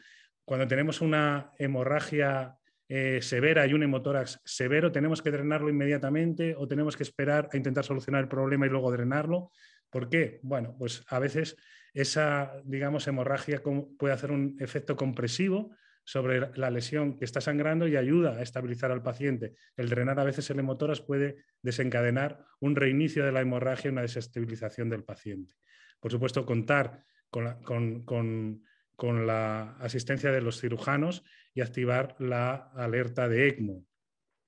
Respecto al tratamiento específico intervencionista, volver a insistir en la angiografía. Tenemos que conocer exactamente qué tipo de rotura tenemos y cuál es su localización para saber, bueno, qué opciones terapéuticas tenemos. Siempre se suele recomendar intentar primero un sellado con balón del área proximal a la zona de rotura durante unos 15-30 minutos con un balón a baja presión. Mientras tanto, tenemos tiempo para hacer un control de ACT, para administrar protamina, y hay gente que también esto lo hace en 2 ciclos. Creo que cuando la rotura es franca, rara vez esto es suficiente para contener la hemorragia, pero si acaso el sangrado es leve, se puede pasar a una fase de observación. Y en caso de tener una rotura no contenida, bueno, pues tendríamos que ir pensando, si estamos tratando arterias periféricas, en la posibilidad de embolizar el vaso que está sangrando, y más frecuentemente en arterias centrales pues utilizaríamos probablemente stents desnudos o si puede ser o electivamente, o tenemos la posibilidad técnica, están recubiertos, que ayudarían a cerrar el gap. Respecto a la implantación y embolización de vasos, bueno, ahí os he seleccionado dos opciones que a mí me parecen muy razonables para tener en la sala ante estos eventos. No tengo experiencia en el microvascular plug de Medtronic, pero creo que es una excelente opción. Y la opción en la que sí que tenemos más experiencia en nuestra sala es la utilización de la Amplastar Vascular Plug 4. Como veis ahí, un 8 milímetros de diámetro podría, digamos, embolizar un vaso de hasta 6 milímetros y se implanta fácilmente a través de un catéter diagnóstico de 4 French, es fácilmente reposicionable y es un dispositivo que nosotros tenemos en estima realmente en nuestra sala. Digamos que la manera más comunicada de cerrar estas lesiones es con la utilización de coils, generalmente microcoils implantados a través de microcatéter de 2.7, 2.8 French, que podemos progresar coaxiales al catéter balón que estamos utilizando para detener la hemorragia, o que podemos utilizar implantándolos a través de la luz de la guía del catéter balón. Y este es un primer ejemplo que os quería mostrar.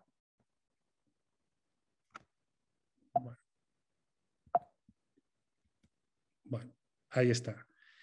Bueno, mirad, no puedo ver yo la descripción del caso ahora, pero es una paciente, como veis ahí, en la que se ha hecho un procedimiento para implantación de una válvula pulmonar percutánea y se ha implantado también un stent en una arteria lobar inferior izquierda. Bien, este caso no es de nuestra sala, es una deferencia de Medtronic y de su biblioteca de docencia, pero es un caso que me parece muy interesante y que quería compartir con vosotros.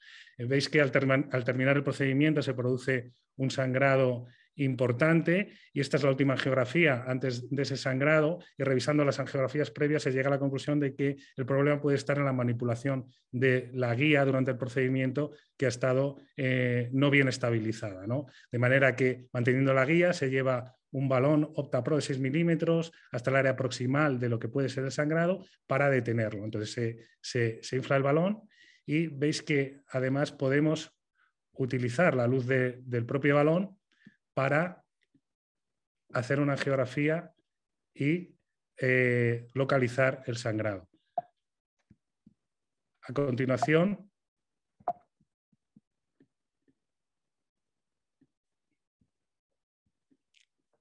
perdón.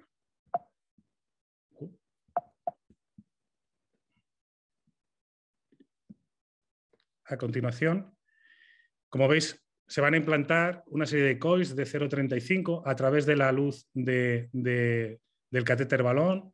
Me parece una técnica muy atractiva y veis ahí cuál es el resultado final. Con la oclusión completa de la lesión. Bueno, ya voy a terminar con este caso, que sí que es de nuestra sala. Se trata de un paciente de 1 año y 6 kilos. Como veis, es un paciente complejo también, un falo con hipoplasia de ramas pulmonares, con una paliación con un stent en tracto de salida en periodo neonatal y un conducto del APCOR en su corrección quirúrgica. Se remitió a la sala por una estenosis proximal significativa y un problema añadido de este paciente es que tenía una limitación de los accesos vasculares, de manera que solo se pudo canalizar una yugular externa en la que se puede implantar un catéter de 5 French. Esta es la primera angiografía en la que podéis ver, bueno, pues el área de la lesión proximal en ese conducto que medía unos 4 milímetros, las ramas aproximadamente 5,5, 6 milímetros, y se decidió intentar una angioplastia convencional con un balón Sterling de 10 milímetros.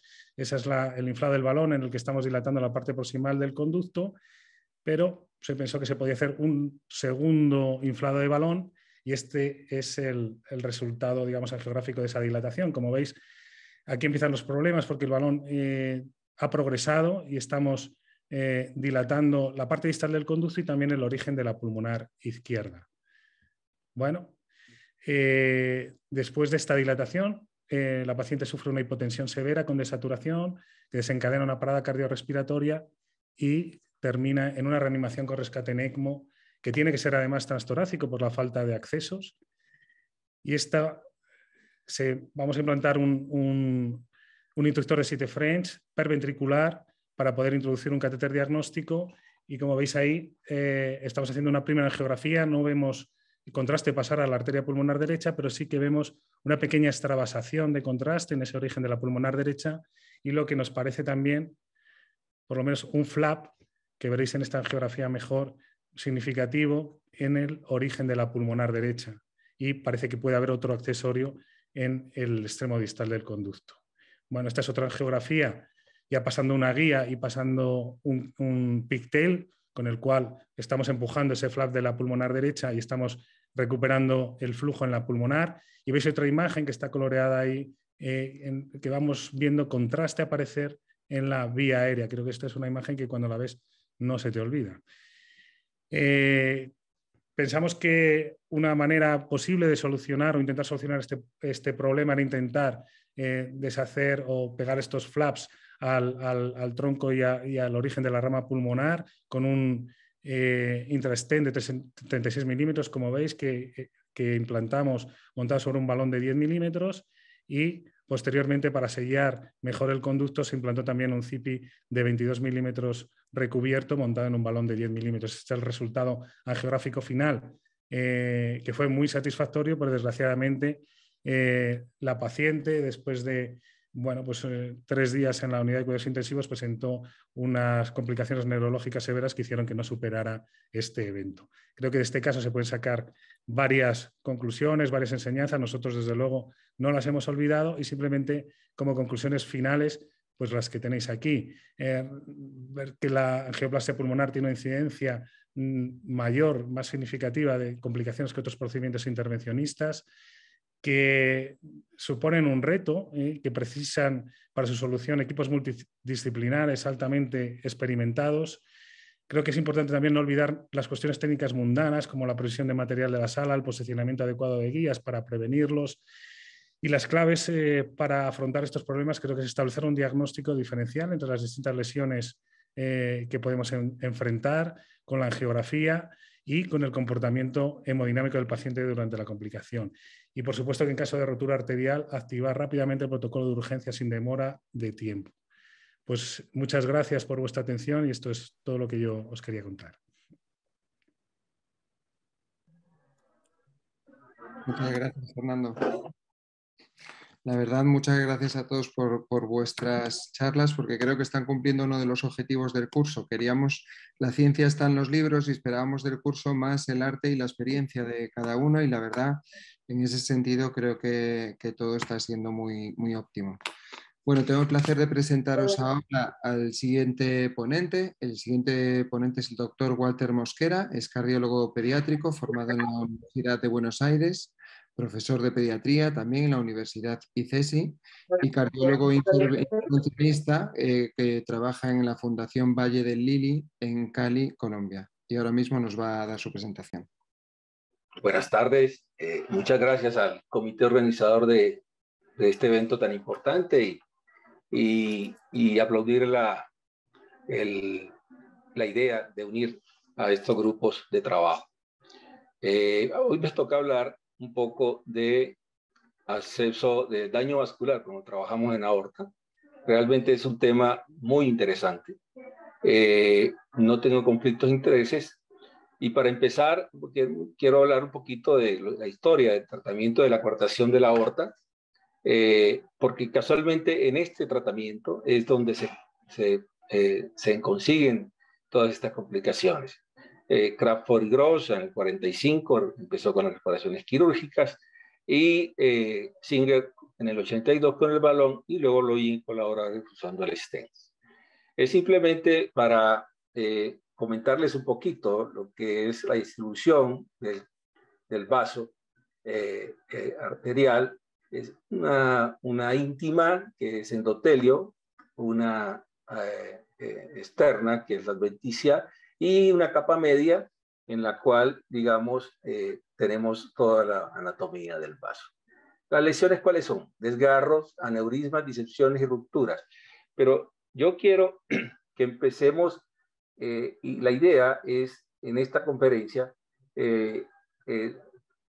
dejarle dos ideas bien importantes. Una, la definición de las lesiones no las tenemos estandarizadas nosotros los que trabajamos en hemodinámica.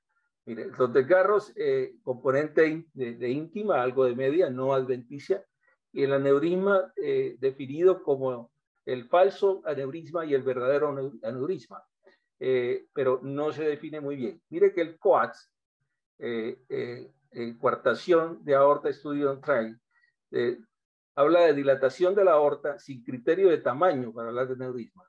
Y la CCISC, que es cardiovascular congenital intervention, habla de más del 10% de dilatación de la aorta que vaya después del stent si se puso o de la aorta previa normal. O sea que no hay una claridad en la definición de los...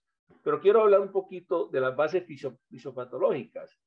Hablamos de la necrosis quística medial, que es solamente el agotamiento y desorden de las fibras elásticas mediales, distal y proximal al segmento estrecho. Puede ser congénito o adquirido. Y aquí, cuando hablamos de necrosis media quística, se divide en 4 grupos. En grado 0, que no hay ningún tipo de necrosis. El grado 1 es subintimal. El grado 2 es subadventicia. Y el grado 3 compromete toda la media. Aquí podemos ver la parte, el grado 1 que es prácticamente subintimal, y vemos el desorden del músculo liso, y acá subadventicia preservado. Acá el grado 2 vemos algo de músculo liso, y acá no vemos músculo liso, ya es el grado 3. Esto simplemente para mostrar igual 0, que no hay ningún compromiso, 1, compromiso subintimal, subadventicia el 2, y ya todo el compromiso de la pared. El paciente que tiene una coartación de aorta, ya por años se sabe que si no se trata, vemos que el 50% de mortalidad a los 32 años y una ruptura de 21% de los casos. Ya últimamente se sabe que la mortalidad puede llegar al 80%. Nosotros que trabajamos en hemodinamia, vemos que las complicaciones no son muy frecuentes, pero cuando se dan son muy letales. Entonces esto es importante tenerlo en cuenta. La CCIS hizo un trabajo muy interesante en mayores de 4 años. Complicaciones agudas en utilización de stent, en coartaciones nativas y recurrentes. Mire, fue un multiinstitucional, retrospectivo, muchos pacientes, muchos stents, muy buen resultado, pero yo quiero que ustedes miren, 12 pacientes no exitosos. Y aquí viene otro punto importante. Poca planeación en el cateterismo, hipoplasia del arco transverso, coartaciones extendidas y complicaciones técnicas. Complicaciones agudas, pero miren, desgarro 8, aneurisma 6, incisión 9. Esto con relación a lo que ellos consideraban que era un aneurisma y una disección, por su concepto. En el trabajo de coartación de aorta, de estudio de stents, el COATS 1, también muchos pacientes, muy buen resultado, pero miren que los aneurismas de aorta detectados en la evolución solo se detectó con cateterismo, no con resonancia, no con TAC ni resonancias. Y ya en el trabajo del COAS 2, donde ya se cogieron 2 grupos, uno preventivo de lesiones vasculares aórticas, otro ya en tratamiento, miren que las lesiones fueron muy diferentes. Ya hubo menos fugas que fueron cubiertas y 4 pacientes con injuria de función. Este trabajo lo traje ¿por qué? Porque nosotros todos sabemos que las lesiones aórticas, si nosotros utilizamos los stents cubiertos, nosotros vamos a limitar mucho las lesiones que se pueden dar.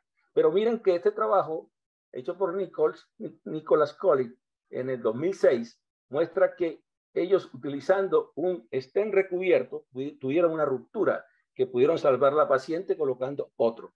Y ellos consideran que en la porción distal final del stent hubo perforación de la pared, donde ellos dicen que el PTF se acortó con relación a la parte distal del stent. Entonces hay que tener mucho cuidado con eso, porque es importante y saber que así utilicemos un stent cubierto podemos tener lesiones y lesiones graves. Quiero mostrarle dos casos que nosotros nos llegó este caso aquí, que esto lo quiero mostrar. Estas imágenes que ustedes ven son imágenes de radiología, que tenemos un grupo muy fuerte, el doctor Mauricio Mejía, nuestro jefe de radiología en esta parte de cardiología. Estas lesiones muy importantes. Es un paciente que le colocaron un stent de niño, llegó a nuestro centro.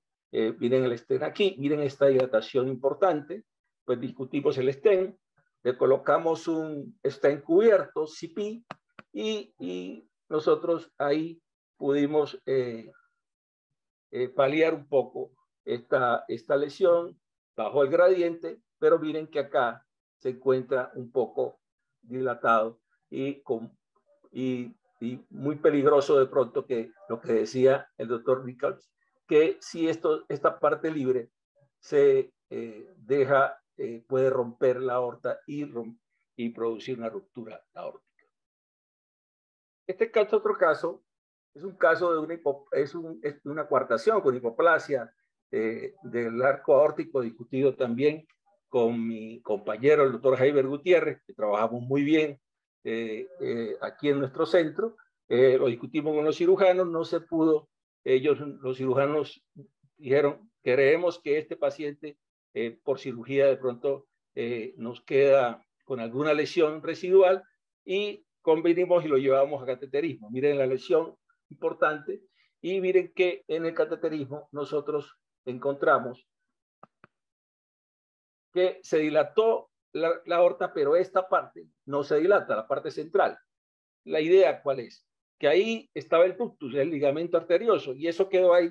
Lo tenemos, estábamos pensando volverlo a llevar y volver a tratarlo. Aquí le colocamos CAT y balón, le colocamos balón no complaciente coronario, pero no obtuvimos dilatación de esta zona. Este paciente, en realidad, lo tenemos pendiente para poder resolver este tema. Nosotros tenemos complicaciones agudas, hemos tenido hematomas del sitio de punción, 2, desprendimiento del stent, recuartaciones que lo hemos solucionado. Y en conclusión, creo que es importante, la incidencia de lesiones aórticas es variable, falta de uniformidad en las definiciones, y eso hay que tenerlo en cuenta. Tenemos que ponernos de acuerdo en qué cosas, cómo llamamos las cosas y cómo las podemos definir para poder obtener buenos resultados y poder tener, digamos, poder ponernos de acuerdo en qué es lo que las lesiones que tenemos. Seguramente las complicaciones disminuyen con el tiempo, con el mejoramiento de los conocimientos y la tecnología, pero las complicaciones son fatales cuando se dan. Es necesario estandarizar definiciones, eso es fundamental, pero también un verdadero entendimiento de los factores de riesgo en los pacientes que nosotros tratamos. Muchas gracias por la invitación, repito, y muy agradecido de todos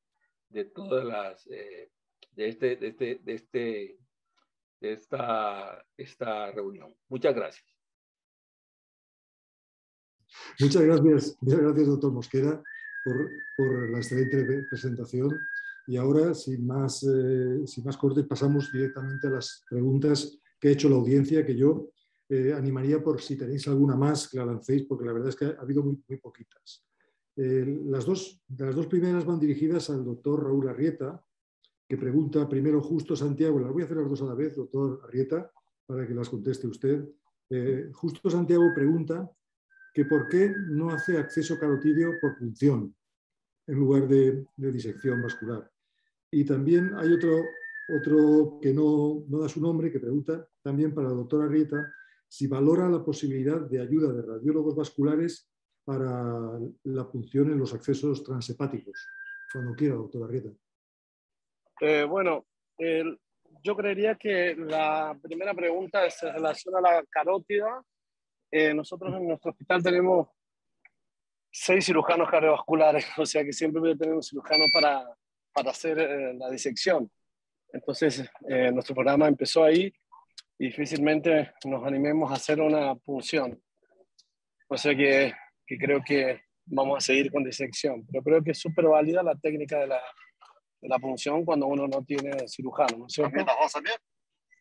Y la otra pregunta en relación a la radiología intervencionista, creo que la radiología intervencionista,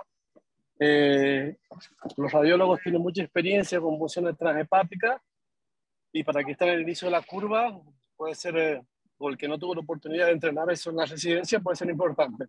Pero el que tuvo la posibilidad, creo que el entrenamiento se puede hacer durante la formación de intervención en cardiopatía congénita. Muchas gracias, doctor Arrieta. Hay una pregunta Raquel Fernández, yo creo que es más para ti, Fernando. Fernando Rueda pregunta si al finalizar el caso, ¿quién comprime los accesos vasculares? Supongo que se referirá a si comprime el hemodinamista, el fellow o la enfermera. Bueno, yo me imagino que cada hospital tiene su práctica. En nuestro hospital de rutina comprime la enfermera. Están acostumbradas a hacerlo, lo hacen muy bien y dan el parte de enfermería de enfermera a enfermera, de enfermera de hemodinámica a enfermera de traslado de planta y le dicen si hay algún problema o tal. Es verdad que nosotros antes de dar el alta al paciente de sala echamos un vistazo a la situación, ¿no? Pero la que comprime realmente es la enfermera. Y ya te digo que creo que lo hace muy bien. Pero bueno, entiendo que esto es una cuestión totalmente local y dependerá de cada hospital. No sé si alguno de vosotros tenéis algún comentario a esto, o de los demás ponentes o moderadores, pero esa es nuestra postura. Sí, en nuestro hospital también, siempre la enfermera. Que además es mejor experiencia que nosotros. Aquí en Brasil existe una norma del Colegio de Enfermeros de que prohibió hacer la compresión. No sabemos por qué, así que el que le toca hacer la compresión es a nosotros mismos o a los fellows. Bien. Claro, si hay una norma. Mira, yo querría hacer una pregunta que aprovecho a ver si se puede enviar al público, porque es una pregunta que va al público, pero también la dirijo entonces, en este caso, al doctor Fernando Ballesteros, porque tiene que ver un poco con su charla. La pregunta no sé si la podéis poner para el público, para que voten, que es en los pacientes que tienen vasculopatía, pacientes con enfermedad de Williams, Alagille, etcétera, con estenosis pulmonares múltiples, difusas, a veces también sabéis que hay mezcla de hipoplasia con lesiones más tipo puntual, pero muy difusas. ¿Cómo abordáis este tipo de pacientes en términos de qué tipo de intervención escogéis? La una sería angioplastia con balón convencional, la 2 sería implante con stent y la 3 sería balón de corte, balón cuchilla. Y después ya, mientras vota la gente, si se puede ir poniendo la pregunta, me puedes contestar, Fernando. La otra pregunta que te haría es respecto al edema de reperfusión. Cuando has hablado, no sé si lo he entendido mal, pero me ha parecido entender que dijiste que era como protector o como que la idea era dilatar el mayor número de lesiones posibles en un solo procedimiento. De alguna manera, como que tengo interiorizado que a lo mejor lo entendí yo mal, pero más bien al revés, como que ser un poquito más conservador, hacerlo en distintos tiempos o intentar buscar cierta simetría en segmentos que dilates hacia un pulmón y otro, no un pulmón del todo y otro. No sé si he entendido mal o qué piensas de esto, Fernando. Vale, sí, empiezo por la última, si quieres, mientras va votando la gente y así luego hablamos de lo demás. Digamos que esa reflexión o esa idea de dilatar el máximo número de lesiones posibles va de la mano de intentar disminuir la presión proximal a las lesiones, digamos, ¿no? Para transmitir menos presión a los segmentos postestenóticos, ¿no? Esa es un poco la idea en el entorno de pensar que no es solo aumento de flujo lo que produce el edema de reperfusión, sino también el aumento de presión.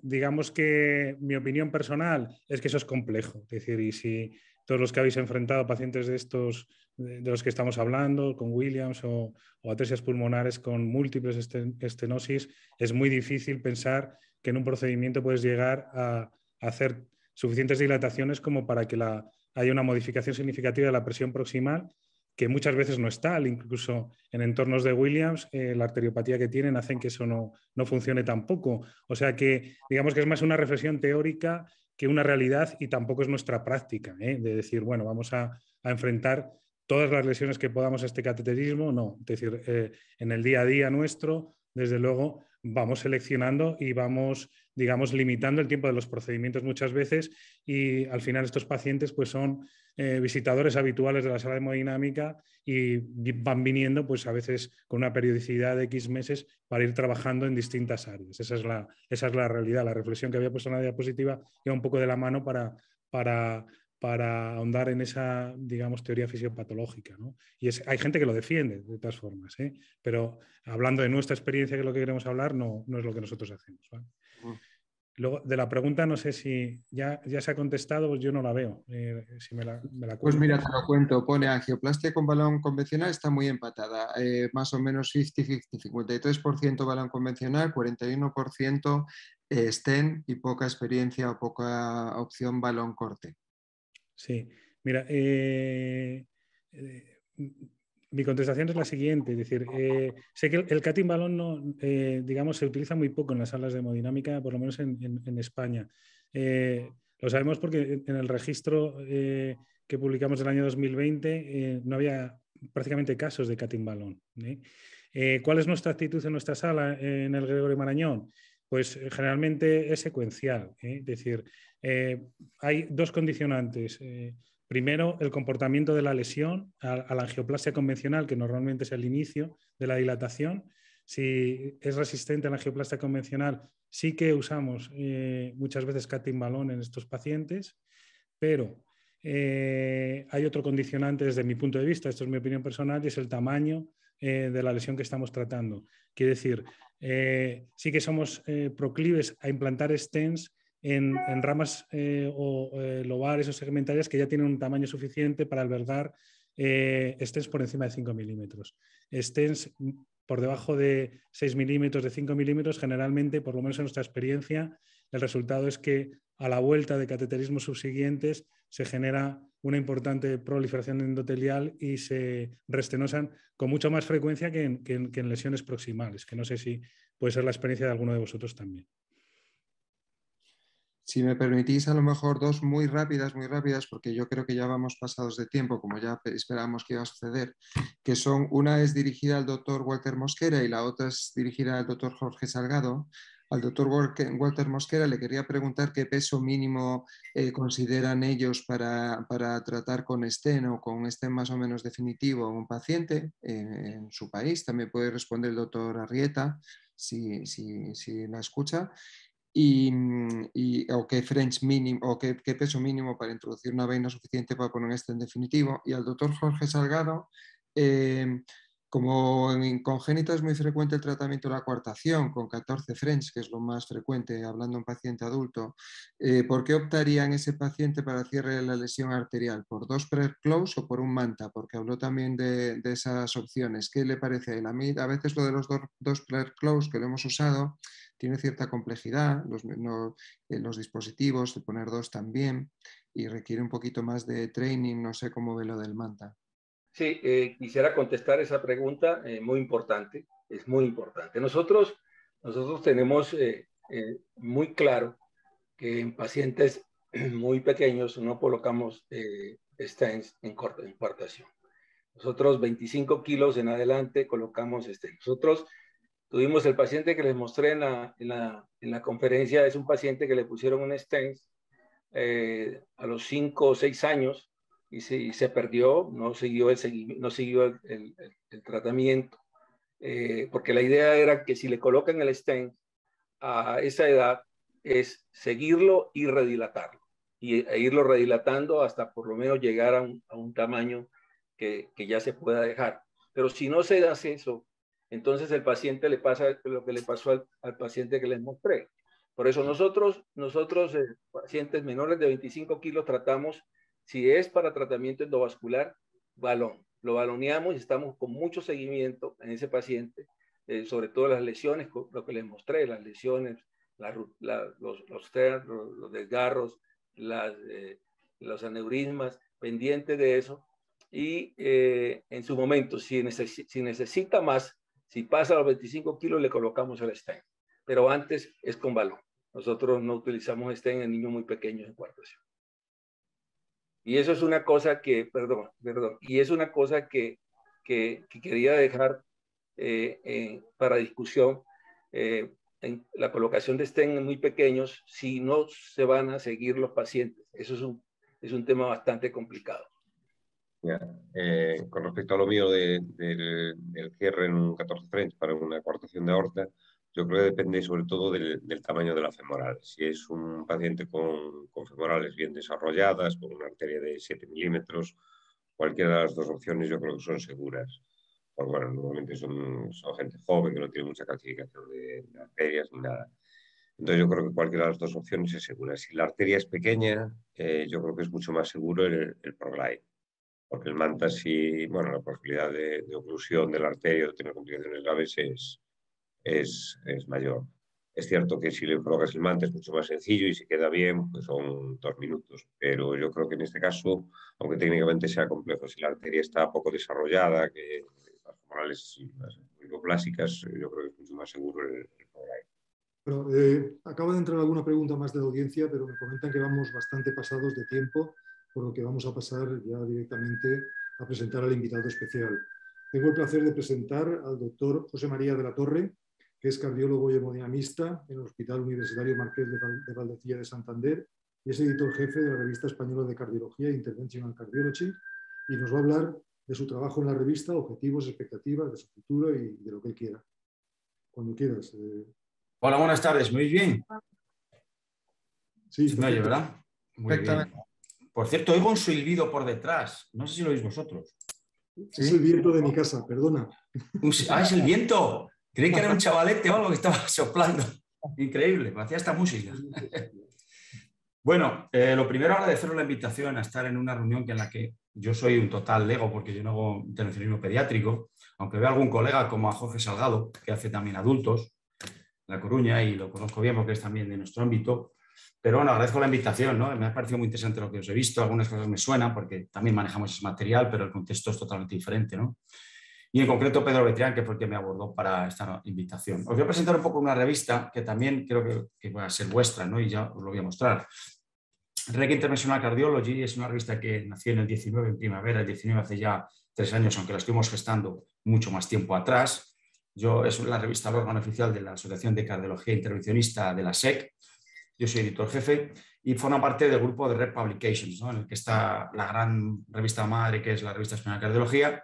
Luego esta que nació independientemente por parte de la asociación, en que nos colocamos al amparo de la REC, y otra que crea la REC como Cardio Clinics, que es una revista menor que crea la REC, pero ya de un enfoque clínico.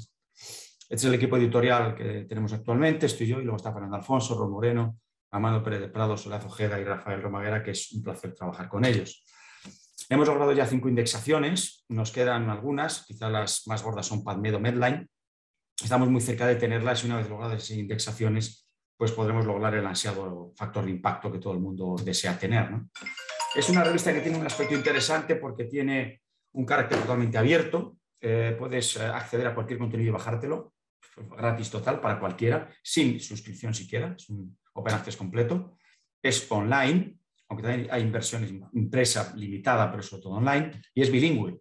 Todo se traduce, lo que llega a castellano al inglés, lo que llega al inglés al castellano. El hecho es que siempre se presenta bilingüe, ¿no? Esto es muy importante para tener un alcance no solo latinoamericano, iberoamericano, etcétera, sino para mucho mayor. La web que se puede consultar, la puedes consultar en castellano como aquí, pero también en inglés. Exactamente, al clicar pasa todo el contenido en inglés y los manuscritos, las publicaciones, los PDFs, la revista impresa aparece también simultáneamente en las dos lenguas. Esto es una gran ventaja, única, ¿no? Pocas revistas tienen esto. Hacemos vídeos del editor entrevistando los artículos más interesantes de cada número, lo cual se difunde luego bastante bien por redes. La evaluación es muy rápida, realmente ya veis ahí los pocos días, ¿no? Realmente es un compromiso de toda la comunidad de cardiólogos que en poco tiempo, en menos de 12 días, tienes una respuesta, ¿no? Una respuesta rápida, y eso hace perder poco tiempo a los investigadores.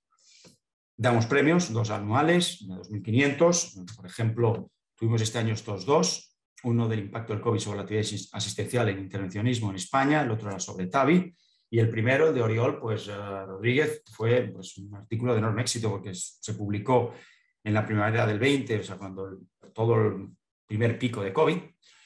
Y la verdad es que el impacto que tuvo fue tremendo, porque tuvo miles y miles de lecturas y muchísimas citas en revistas como New England, Lancet, Circulation, porque no había, era el primer artículo que mostró el impacto que tuvo el COVID en la primera fase en la actividad asistencial, ¿no? Sobre infartos, la angioplastia primaria, etcétera, ¿no? Reduciendo casi a la mitad las angioplastias o infarto porque no venían los infartos, etcétera, ¿no? Hubo un pico de visitas tremendo ahí, veis en abril del 2020 las de visitas que tuvimos a la revista. Y esto es pues un resumen de las visitas, ¿no? Que tiene la revista en un año, ¿no? En 21, por ejemplo, ¿no? España muchas, pero fijaros, luego Estados Unidos, ¿no? Es el segundo, quizá por la población hispanohablante, luego México, Argentina, etcétera, hasta India, ¿no? Entonces, una revista que se consulta y al ser bilingüe yo creo que le da mucho potencial. Nos difundimos sobre todo a través de congresos, muchos latinoamericanos, de México, de Venezuela, Colombia, etcétera. Y bueno, ya muy rápido, hemos publicado cosas de vuestro ámbito pediátrico. Fernando Ballesteros es el primer autor de este registro español de intervencionismo en cardiopatías congénitas, que es el primero, y por lo tanto esperemos que sea una buena ristra de ellos anualmente, como los registros nuestros. Este registro, pues, entre otros muchos datos, pues aporta esta figura, ¿no? Que es la comparación entre el número de procedimientos intervencionistas en los años 2019 y 20, y que por lo tanto, bueno, pues os es muy útil a vosotros. A nosotros no son muchos los nuestros, los de registros de actividad en adultos. Seguro que estos de pediátricos van a resultar muy, muy interesantes. Y así lo indica una editorial que invitamos a escribir sobre este registro a dos compañeros que indican la necesidad que había de este registro. Obviamente se irá mejorando el registro, como todos, se irán perfilando cosas, unas que van gustando más, etcétera, otras menos, y se irá mejorando, pero desde luego estáis invitados a publicar anualmente vuestro registro de actividad. Se han publicado revisiones, hacemos algunas por invitación, otras se pueden enviar por iniciativa del investigador, de los investigadores. Este fue sobre el tratamiento percutáneo de válvula pulmonar y de arterias pulmonares en congénitas, cosas que habéis comentado hoy.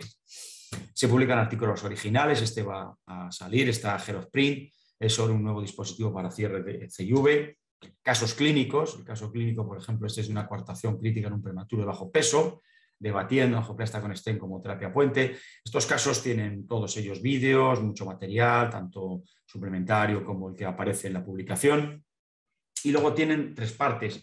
En una se presenta el caso, luego un experto evalúa cómo lo haría él y luego se presenta la resolución. En este caso, el cómo lo haría lo escribió el bien conocido José Luis Zunzunegui, que comenta el caso sin saber la resolución. Por lo tanto, es un caso que tiene tres partes, el caso, y de alguna manera tiene bastante aceptación por esta forma de presentación. Se pueden publicar imágenes, van con obviamente su texto, aquí solo pongo las imágenes, pero bueno, van con su descripción, imágenes como esta de cierre percutáneo de fístulas coronarias con distintos dispositivos, otra imagen en cardiología de un valvular pulmonar tras rotura de prótesis valvular biológica, otro aneurismas coronarios gigantes en Kawasaki. Y esto es lo que os quería contar, porque quiero que continuéis con vuestros temas. Yo solo era esta pequeña incursión para invitaros a que enviéis manuscritos y contenidos a Reckitt International Cardiology, que como veis tienen cabida para vuestra producción. Obviamente siempre será algo mayoritaria la adulta, pero vamos a dejar un hueco siempre cada número para cosas de pediátrica. Y bueno, sin más, muchas gracias por darme esta oportunidad y espero que recibir vuestras cosas, ya sabéis. Muchas gracias. Muchas gracias, doctor de la Torre.